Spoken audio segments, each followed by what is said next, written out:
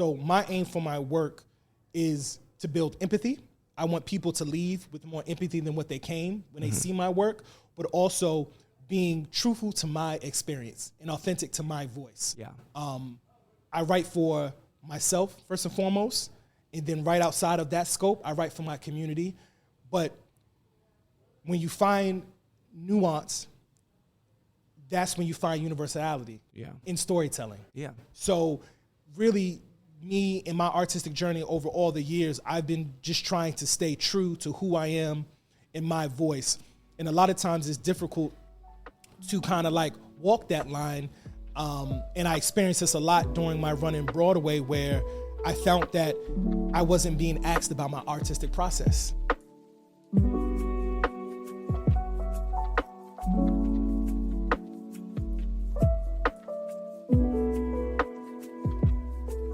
Hello, everybody. Welcome back to the Scene Podcast. I'm your host, Justin Borak, joined by my wonderful, beautiful, amazing editor and producer and best bud, KJ.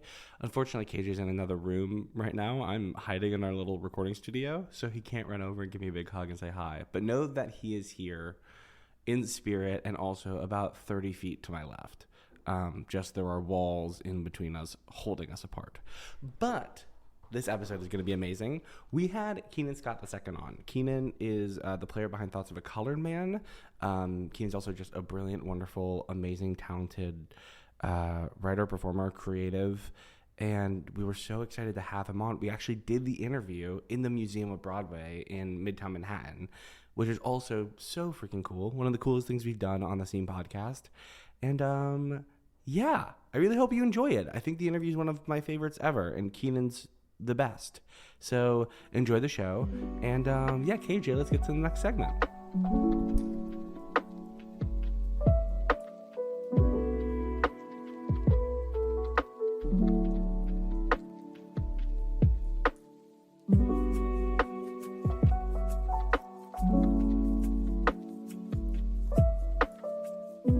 That's right. It's time for Theater in a Minute, where I explain something from theater past, present, or future as quickly as my brain lets me. Today's topic is a very important one to me. It's dramatist play service. And here's why. I was getting interviewed just a couple weeks ago. Yeah, that's right. Sometimes your good friend Justin, the host, gets interviewed himself. I was getting interviewed, and one of the things they asked me was, what's the most important theatrical icon in my life? I think they were going for like Patti LuPone or like, I don't know, like Chita Rivera. And I was like, can I pick the 5 lines on the dramatist like script title? And they were like, no. And I was like, why? That's like, it truly is one of the most important things to me. It's an icon. It's something that I see every day when I'm reading these scripts. And it made me go like, I love DPS. I want to know the history of who they are. Why? So that's what we're going to get into today. KJ, let's get to it. Start the clock in 3, 2, 1. Dramatist Play Service, DPS, was founded in 1936 and has played a vital role in American theater for nearly a century. Created by members of the Dramatists Guild of America and the Society for Authors Representatives, DPS was established to serve the needs of playwrights by publishing acting editions of their work, managing performance rights, and ensuring they received fair compensation for their intellectual property. At a time when the professional and amateur theater markets were rapidly growing, DPS filled a crucial gap, offering accessible editions of plays while protecting the rights and the revenues of those dramatists. In its early years, DPS represented a number of significant playwrights whose work helped define modern American theater. These included literary luminaries such as George Abbott, Maxwell Anderson, Lillian Hellman, Robert Sherwood, Barrett H. Clark, all these people. Now, Barrett H. Clark also was the first executive director of DPS.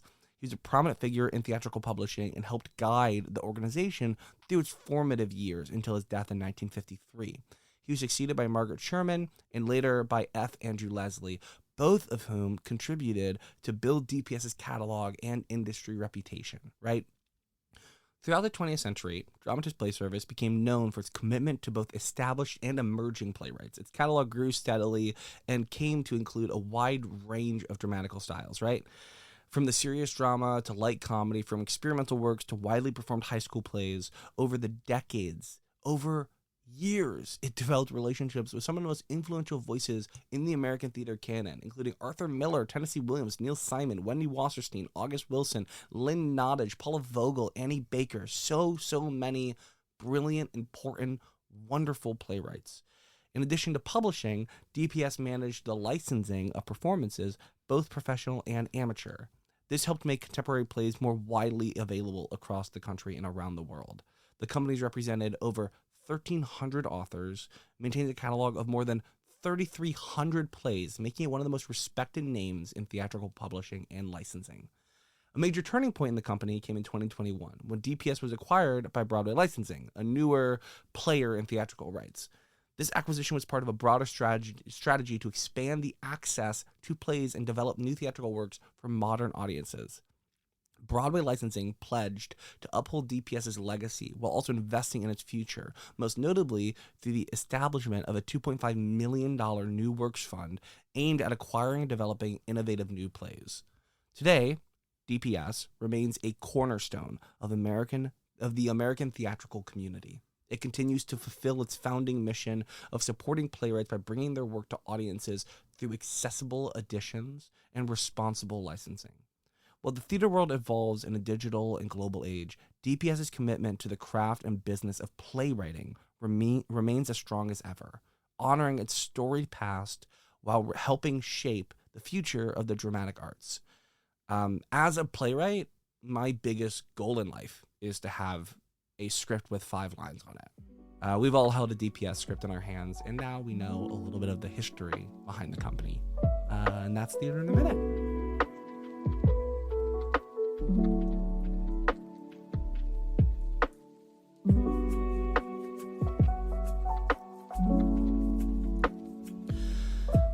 All right, we are here at the Museum of Broadway with Keenan Scott II. Yes.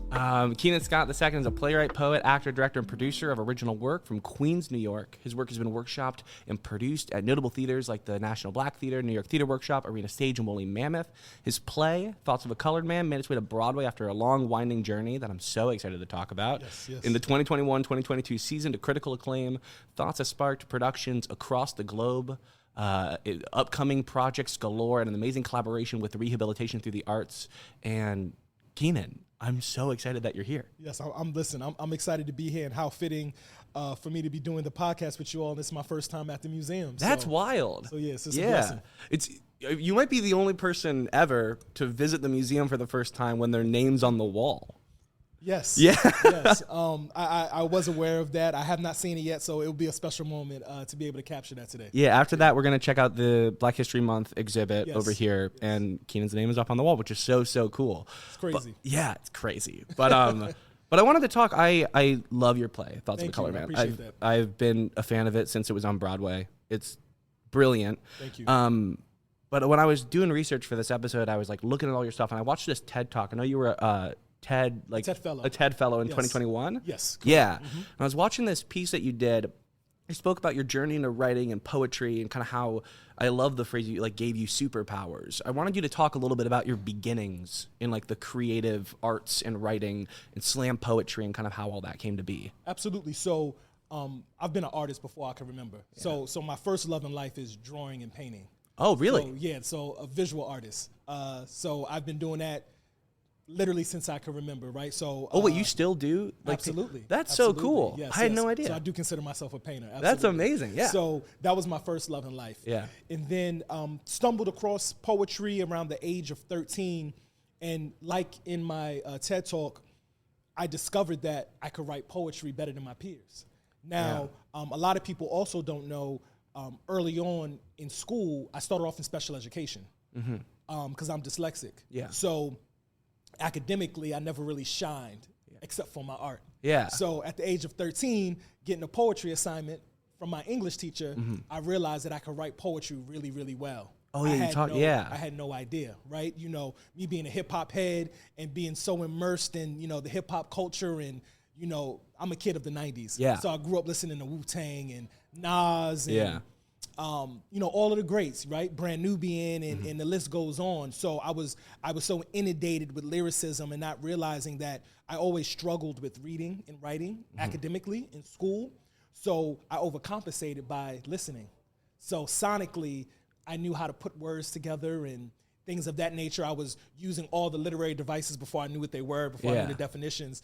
And so when I got that poetry assignment, I thought what I was writing was just, average. And then my teacher pulled me aside after class and asked me where I got it from. So he thought I plagiarized the poem. Oh, so, yeah. Oh, my God. So then I realized, one, I was upset. My attitude was a little different when I was younger. So this is 8th grade. But then I realized, like, wait, you thought it was so good that you thought I stole it? Kind of a great compliment. Absolutely. Yeah. Later right? after thinking about it. Yeah. Right? So then I kind of got bit by that bug in a way. I was very heavy into football and basketball at the time. So clearly poetry wasn't the cool thing to go around and promote. So I kind of kept it to myself for a couple of years into my sister. I have an older sister. So my sister's boyfriend at the time wanted to go to D.C. We was living in Maryland. I had moved from Queens by that point. And he wanted to go to the spoken word venue in D.C. Oh, sweet. And he didn't want to go by himself. So he saw me writing around the house. So, me being younger, wanting to hang out. So I said, cool, I'll go. Never performed a day in my life on stage. And got there, and I messed up. I forgot my poem on stage in front of about 100, 150 people. Oh, my God. So that was your first public performance? Yes, 15 years old. Oh, that's tough. 15 years old. So told myself I'll never do that again. Oh, no. But my competitive nature kicked in. Yeah. And I said, you know what? Let me study. Let me get better. Let me, read more. Yeah. Let me practice, and I'll go back and redeem myself. And when I went back, I had turned 16 by then, and I went back and I killed it. Yeah. And I'll never forget that feeling and that reception of who was there. Now, mind you, it was only about 15, 20 people when I went back, because it was a different, smaller, excuse me. Yeah. It was a smaller venue I went to. Excuse me. No. So, and I just remember their response, and I fell in love with performing at that moment. And I went on to start competing in slam poetry up and down the East Coast, wherever I can get in to compete. So your first writing was in slam poetry before you went into that's my origin. Theatrical. Cool, Absolutely. sweet. Were you acting at all at the time, or were you? Wow. So you're really your start in the performance world was slam poetry. That is my origin. I'm a slam poet. Everything that I do now stems from slam poetry for sure. Yeah, absolutely. So I did that for several years, and then my senior year, AP Lit. My teacher showed us the filming of King Lear. Okay. James Earl Jones. Yeah. Blew my mind.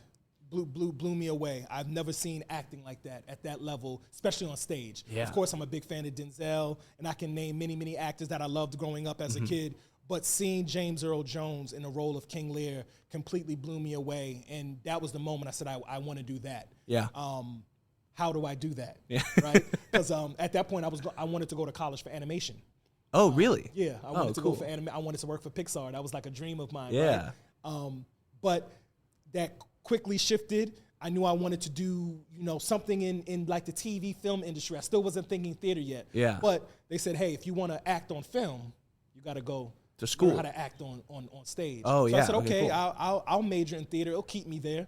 Wasn't a huge fan of going to school because I really just wanted to just audition. Just go right into it. Great choice to go to school. I needed to. Yeah. I needed that direction and that discipline. And then that's when I started studying theater for the first time at 18 years old as an actor. Yeah. I never went to school for writing. So I studied acting in undergrad. And where'd you go? I went to Frostburg State University. Wait, in West Virginia? In Western Maryland. In Western Maryland? Yes. I went to WVU.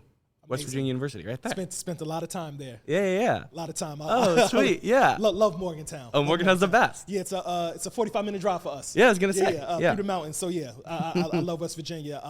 My friend played for the Final Four team, John Flowers. Oh, really? Great friend of mine. Oh my gosh. Yeah, we grew up together. That's awesome. So shout out to John Flowers. Yeah.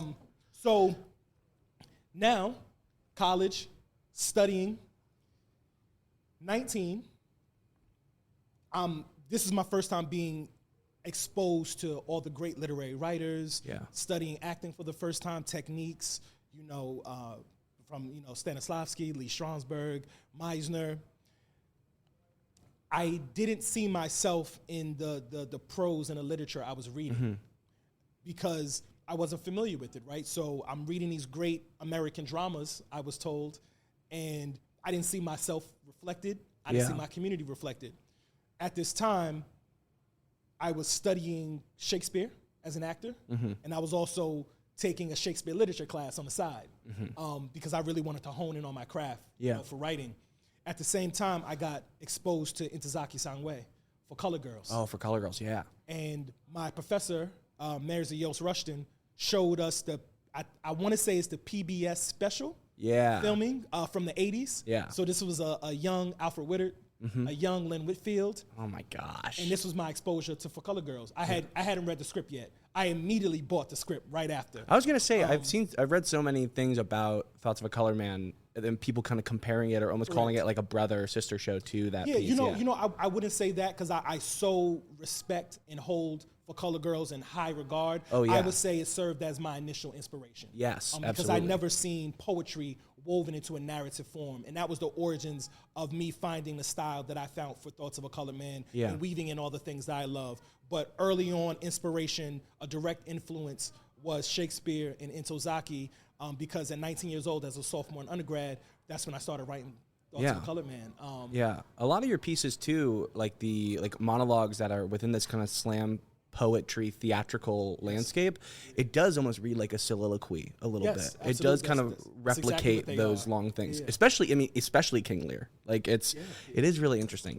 So all those sensibilities, right? Whether it's the poetry and prose, breaking the fourth wall, getting into the internal thought of those characters and things of those nature. All the things that I love that Shakespeare did, and with Intozaki did with poetry, and a lot of others, right? A big influence of mine is Nikki Giovanni.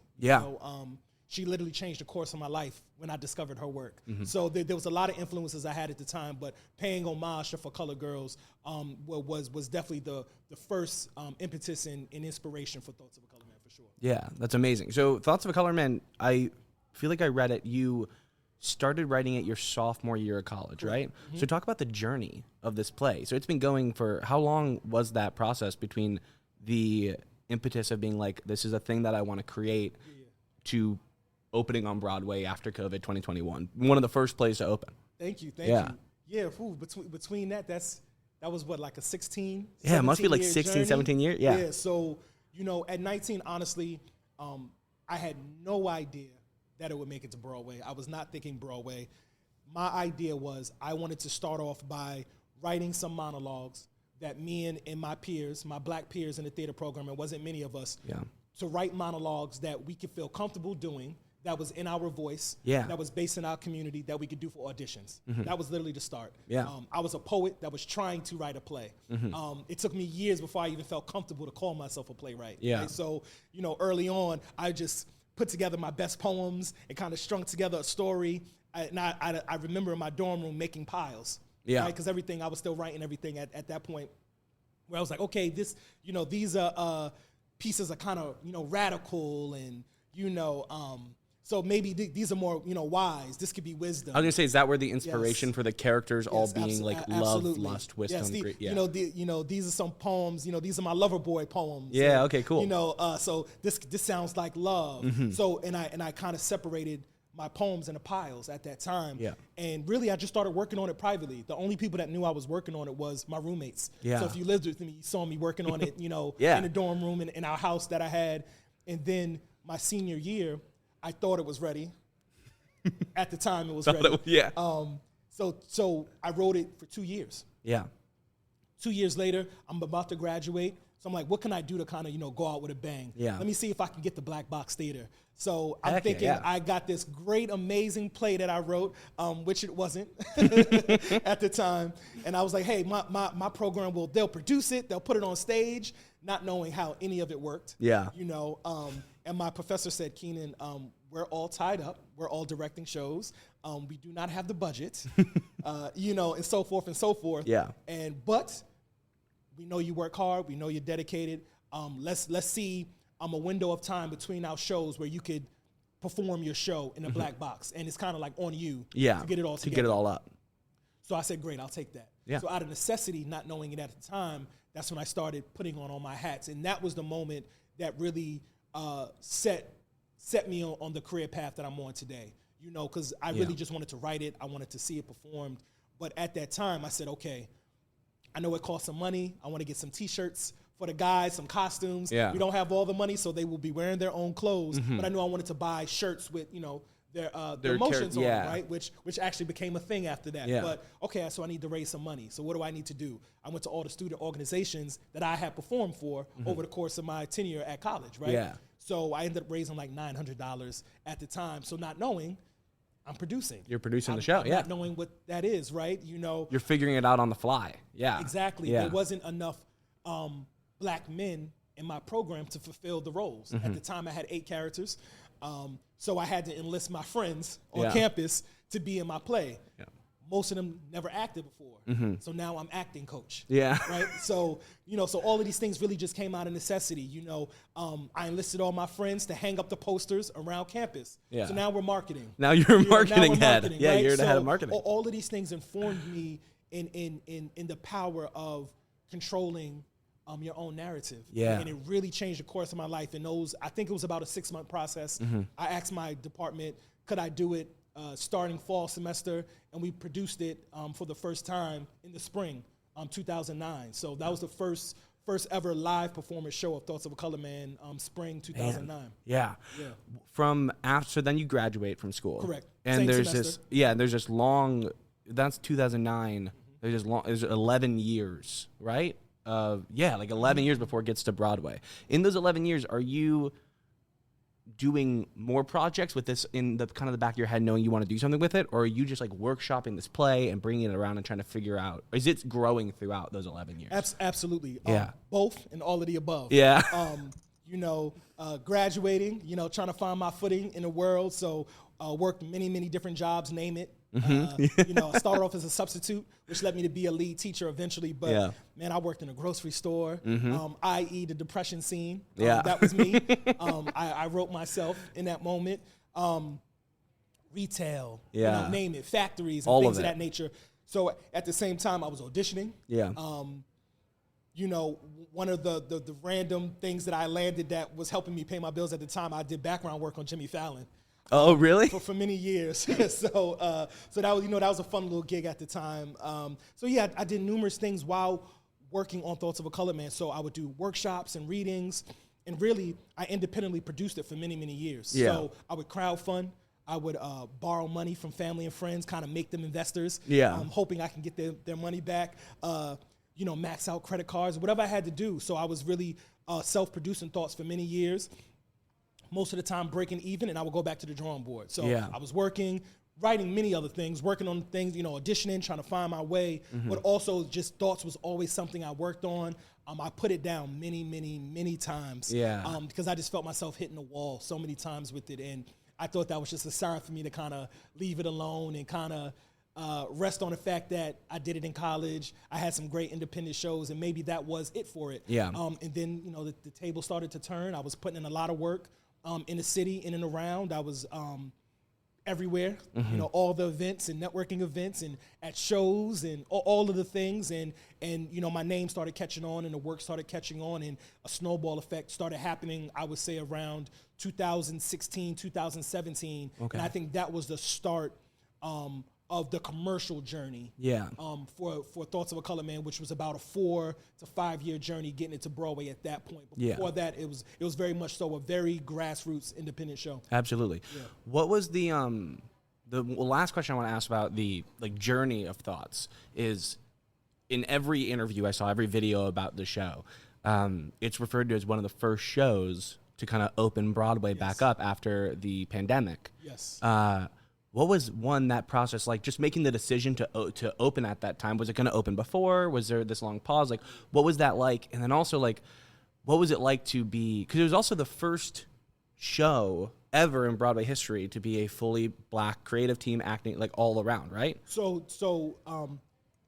Thoughts of a Color Man is the first play ever in Broadway to have a black male playwright, black male director, a black male lead producer, and an all-black male cast. That's amazing. Yes. So what was it like to bring, that piece of history to Broadway, but then also be one of the first people to kind of open Broadway back up once we were able to here in New York? When creating, you don't think about those things. Yeah. I'm not thinking I'm making history. I'm not thinking it's a landmark. it was a blessing. So my regional run, which was very successful, started at we premiered at Syracuse Stage. And then you went to Baltimore Center Stage, Yes, right? and then we did a co-production with Baltimore Center Stage. Yeah. That was our regional run. That's where the Schuberts came to see us. Okay, cool. Everything was great. We got the verbal commitment. This is fall 2019. We got the verbal commitment to enter into Broadway for 2020. Wow. Then, of course, we all know COVID hits. Yeah. So now I'm thinking, oh, my career is over. Like, all these years Oh, working. man. I worked all these years. Thoughts of a Color Man finally made it. And a global pandemic hit. So we was actually supposed to come to Broadway in 2020. Oh, okay, cool. So along with everybody, we got paused. So in lieu of that, I think we was like the little play that could, right? So I didn't know if, once the pandemic was over, as we all know, we didn't know how long it would last. So I didn't know if we would come out on the other end. Fortunately, we did. So once it was cleared, there was a lot of background conversation that, I was privy to at the time, with producers and investors and how Broadway was going to return, because there was a lot of conversation about, our art form is live.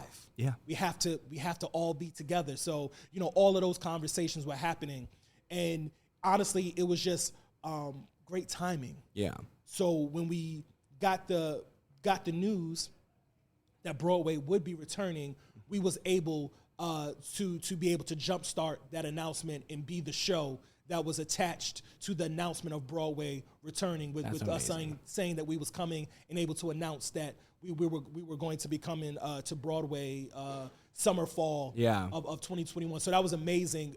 That's not something we planned, right? No. I was equally excited, over the moon, to be coming to Broadway in 2020. Yeah. So to actually be the first show to announce that Broadway was coming back. You guys were the first show that announced? I believe so. That's amazing. So. First new show. First new show, of course. Yeah. Yes. That's awesome. Yeah. That's so wild. And now that the show has gone up, killed it, is now licensable and is being produced all over. Yes. One thing I love about this piece, it kind of reminds me of like a lot of like Carol Churchill pieces, or like For Color Girls. Like it reminds me of pieces where like it can be interpreted by the production team, by each production differently almost. Absolutely. Have you been able to see it on its feet in regional runs or collegiate runs or anything like that? And have they made differences that have made you?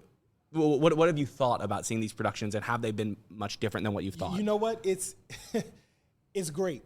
It's great. I've seen all of them. Yeah. Really? But two. Whoa. So I've actually traveled and seen all of them. That's amazing. All of these productions have been very gracious. I've gone to lecture at these institutions, do Q&As, support the creative team. For so many years, I was so inundated with the development of the piece, but my original idea and concept for this piece was for others. I never wrote it for myself. So I didn't know what licensing was when I first started writing it, but actually licensing is actually what I always wanted it to be. Yeah. Right? I always wrote it for myself and my peers because of how we felt.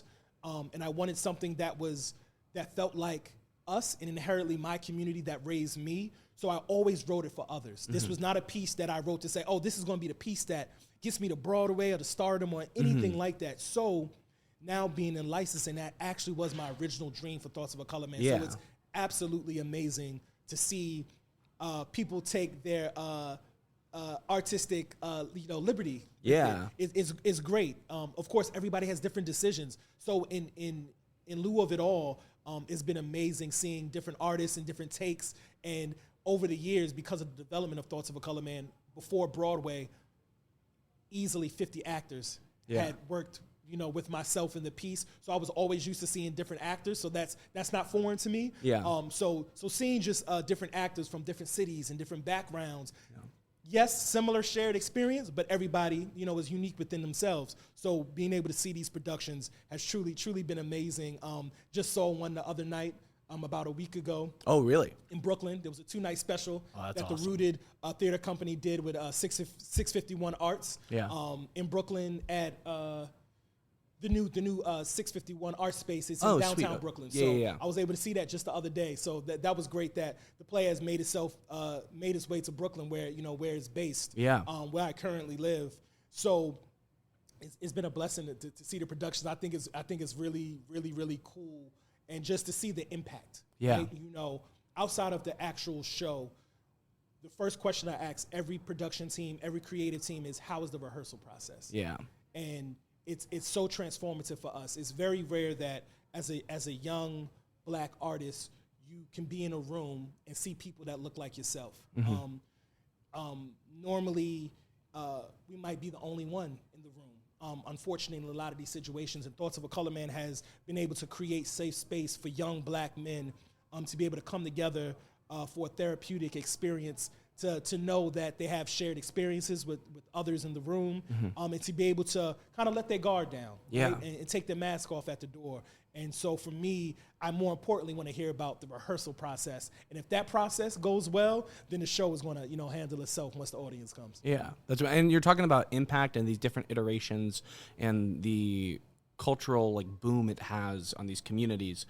One iteration that I think is amazing and I want to hear you talk about is we talked about it a little bit, the rehabilitation through the arts. Yes. They are doing something amazing with your play. Absolutely. And working with you on that. Do you want to talk a little bit about that collab? Sure. So normally, I always reach out, to the team here at Broadway Licensing.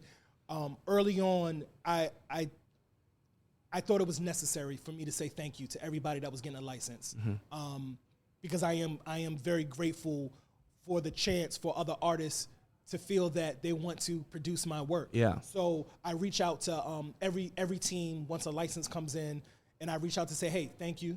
Welcome to the Thoughts of a Color family. How can I be in support of you? That's amazing. So like all the others, I saw RTA come in. I said, okay, I never heard of them. Maybe it's a regional theater, somewhere I never heard, upstate, because I think it was listed as Purchase, New York. Yeah. So when I looked into it, I saw that it was rehabilitation through the arts. Had no idea what that was. And then I found out it was a prison arts program, and I was blown away. And I said, a prison is about to produce Thoughts of a Color Man. I never envisioned for my work to reach inside the walls of a max security prison. Yeah. Unfortunately, I've had friends be incarcerated. I've had family members be incarcerated. So in large, prison reform is very near and dear to my heart, and I know it's important, and I know programs for the men and women on the inside are very, very important for true rehabilitation if we truly want our society to be better, right? Yeah. So I was excited at the chance. Paul Fitzgerald, which is a teaching artist for RTA, but also an actor in his own right. He's actually playing the president in Shonda Rhimes' new show, The Residents. Oh, yeah. Okay, cool. Wow. Great friend of mine, brilliant artist. So he was the director on the inside for the piece. We have similar management. Our managers were at the same firm. So they reached out and said, hey, Paul would like to meet Keenan to see if he would like to come meet the guys. Yeah. I said, absolutely. Absolutely would love to meet the guys. Let me know what I need to do. Yeah. And so I can come in and maybe, be a fly on the wall, support the rehearsal process and things of that nature. So that long coffee meeting that day with Paul turned into us walking away saying, hey, this would be cool if we can film this. Would you maybe want to do a documentary around this? I said, absolutely. I've been wanting to do a documentary for years. I've tried, really couldn't find a way in, knowing that I necessarily didn't want to do a documentary on the making of Thoughts of a Color Man, but something evolving around people who were involved with it. So that was the start. We was able to get clearance with the support of the corrections department, and along with the support of RTA to be able to bring cameras in to start filming. So what turned into me just wanting to go in and support the men through the process. You send that classic email after every single one became this. Turned into me being able to document the process, which that's what we're currently working on. We're working on a documentary where we're in the middle of filming right now. So it's in the works, but it's been a beautiful, beautiful process working with RTA and working with the individuals at Greenhaven and having Thoughts of a Colored Man be a conduit to for myself and their paths to meet. A lot of us, we come from the same neighborhoods. Yeah. So it was really special to be at this point, to be able to come into their lives and for them to come into mine and for it to be connected through art. So Yeah. it's a really powerful project I'm working on, and I couldn't be more proud of the work that they did and that we're all doing together. It's such an amazing and important story, and I can't wait for people to be able to hear all about it. It's going to be awesome. I want to ask you one last question, because while I was doing my research, I read an article that you wrote in 2020 for the American Theater Magazine. It's called Racism Shouldn't Have to Be My Muse, and it's this painful but brilliant exploration of like the balance between using creative expression to investigate Black trauma and wanting to like make that work, but then also not wanting to make work that isn't just tragedy. So I didn't know like if you wanted to talk a little bit about exploring that balance as a writer and a slam poet and a creative in general throughout your career. Like, what has that balance been like, especially with such an important play? I mean, you wrote maybe one of the most important plays to go to Broadway in the last 10 years. It's truly is. So like, what has it been like to investigate and explore this specific thing throughout all of your writing? It's a tough balance at times, right? Because, the Black experience has been, in large, in entertainment, been portrayed in very monolithic ways. So my aim for my work is to build empathy. I want people to leave with more empathy than what they came when they see my work, but also being truthful to my experience and authentic to my voice. Yeah. I write for myself, first and foremost, and then right outside of that scope, I write for my community. But when you find nuance, that's when you find universality in storytelling. Yeah. So really, me and my artistic journey over all the years, I've been just trying to stay true to who I am and my voice. And a lot of times it's difficult to kind of like walk that line. And I experienced this a lot during my run in Broadway, where I found that I wasn't being asked about my artistic process. I wasn't asked, often, how was it to be a playwright, to make it to the pinnacle, of theater, right? Of our field. Yeah. A lot of times it was, how does it feel to be, a Black playwright that made it here, or whatever the case may be. And that was really the inspiration for me to write that piece, to where, our trauma shouldn't have to be our inspiration. We should be able to just be, to exist as human beings, just like everybody else. So in large, a lot of times in stories that have a Black lens, people expect it to be drenched in trauma and over sensationalized and in all of these things where the existence of joy is not there, the love of family and friendship in all the human experiences, right? So for me, that's what I'm writing.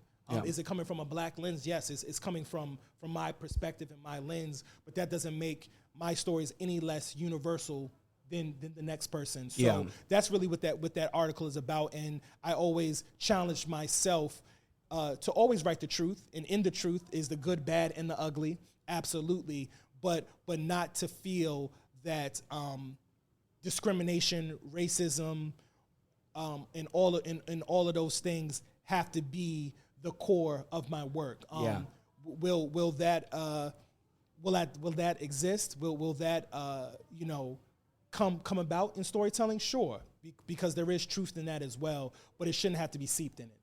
So that's what that article, I was trying to aim at with that. And it's an amazing article. Everyone should go read it. We'll link it in the description here. We'll make sure people are able to, because it's a great article. Thank you. But we're here at the Museum of Broadway. We're about to go look at the Black History Month exhibit, which is going to be amazing. Are there any Black playwrights or authors that not just inspired Thoughts of a Color Man, but just inspire you that you love, whether they're classics like the August Wilsons or contemporary current playwrights that are just killing it on the scene? Is there anyone that you kind of want to shout out, or that you read and you're this person is amazing? Absolutely. There's many. Yeah. And I'm so glad that this is my favorite part of every podcast, is asking playwrights about their favorite playwrights. So give me all of them. Oh my God. So of course, August Wilson is the GOAT. Oh yeah, he's so good. The Pittsburgh Cycle is second to none. Jitney's one of the best plays ever. It's my written. favorite August Wilson Really? play. Yes, it's so good. My top three for August would be Jitney, probably King Hedley II. Yeah. and Two Trains Running. Oh, so man. That's my top 3 August Wilson pieces. But August is such a category of his own. Oh, yeah. Right? For me, I love that I exist at the same time of Lynn Nottage. Brilliant. Katori Hall. Mm-hmm. Susan Laurie Parks. Dominique Moore. So I don't think those 4 women get talked about enough. Mm-hmm. They deserve all the praise, and I'm happy to literally exist at the same time as them. In the last 10 to 20 years, they have produced and written some of the greatest work, I feel, in American theater. So for me, especially for this time in this generation, I think they're kind of like a Mount Rushmore, right? So I always want to give praise to them for they're amazing, and they've created just beautiful work. Done many of monologues from them 4 women. Mm-hmm. So they're great. Got to shout out Douglas Lyons. Oh, you got it. Yeah. Doug, big friend of the pod. We love Doug My here. contemporary, my brother, he's the first one when Thoughts of a Colored Man and myself was announced. In large, I was not a part of the commercial Broadway community. I didn't know many people because I was such an independent kind of grassroots artist. Douglas Lyons was the first one to reach out to me and welcome me to the Broadway community, which I so appreciated. And we've been brothers ever since. Yeah. And he is doing phenomenal work in the industry. He is breaking down barriers left and right. I have to shout out Doug. There's so many. James Imes. So beautiful work, just authentic. So I would mention them. I would stop there. I can keep going. No, I know, and I would let you keep going because it's my 100%. thing. But did you see shout out to them? Did you see Dominique's new play last year, Bad Creole? Yes, It was my favorite play Amazing. of 2024. Dominique, her style of writing is just brilliant. Oh, I'm so inspired by her. Her character development is crazy. She writes some of the best characters. Pipeline is one of my favorite. Pipeline is so good. Detroit 67. And she's a dear friend and supporter of mine as well. And it just means a lot to be able to be in the same rooms as of who I consider to be giants, to be able to call friends, some mentors, but beautiful work. I got invited to Bad Creole last year, and I went and saw it and did a review on it, and then I bought tickets again to see it 3 more times. It was the best. It was amazing. She's amazing. Your Mount Rushmore is the exact right Mount Rushmore. Absolutely. It's so good. Yeah. Well, dude, thank you so much. Usually at the end here, I ask people what they're working on, but there's a project that's on your website that I pride myself on doing a lot of research before these, and I couldn't find anything on this, and I want to know everything. So can you tell us a little bit about this musical you're working on? Amazing. So this is my next child. I can't wait. I'm helping to raise and develop, but it's called The Return of Young Boy. And this project is very special. It's loosely based on the relationship of me and my grandfather, who passed about 18 years ago now, while I was an undergrad. I've been working on this project.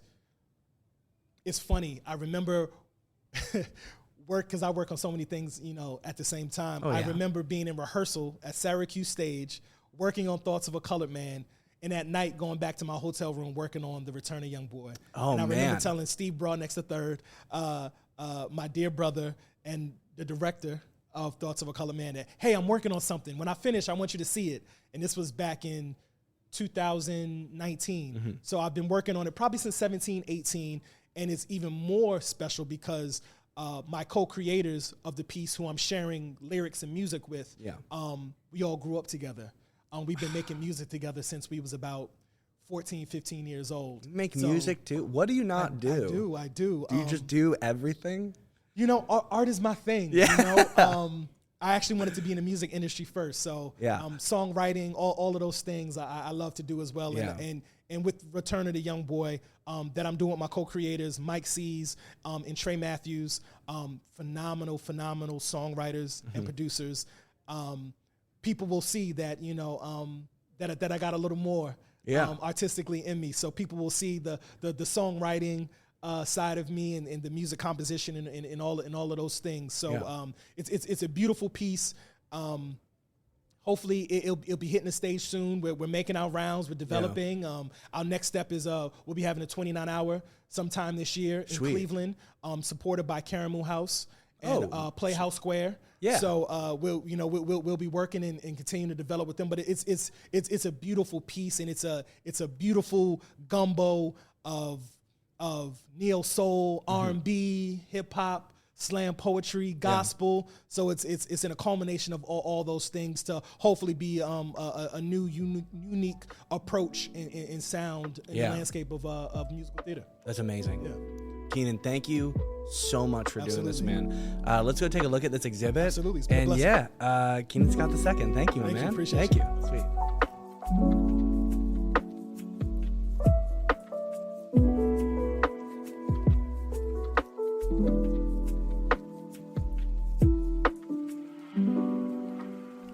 And that's our show. Thank you so much for listening. Thank you so much to Keenan for being on the show. What an amazing, awesome interview he was. Amazing insight, amazing, talented person that I cannot wait to follow everything that he's going to do. It's so, so cool. Go read Thoughts of a Colored Man. It's an amazing play. A special shout out and thank you to the team over at The Scene, Zach Dooley, Leah, KJ, all the people on our team. We could not do the show without you guys. And then all of you listeners, thank you guys so much for listening. Don't forget to follow us on Instagram at The Scene News. Follow me on Instagram at Justin Borak. Check out The Scene newsletter. You can go to thescenenews.com and subscribe. I'm sure if you're listening to the podcast, you already subscribe to the newsletter. But yeah. I'm trying to think if there's anything else. I don't think so. I guess I'm going to end this episode the way I end every episode, by talking to you all as though you are the scary faculty, and I'm performing a monologue that I found on New Play Exchange. I'm a little not confident in yet, and it's supposed to be funny, and I get to the end, and no one really laughed as hard as I thought they would, and there's a long beat of silence, and then I'm going to say... and scene. See you guys next time. Bye.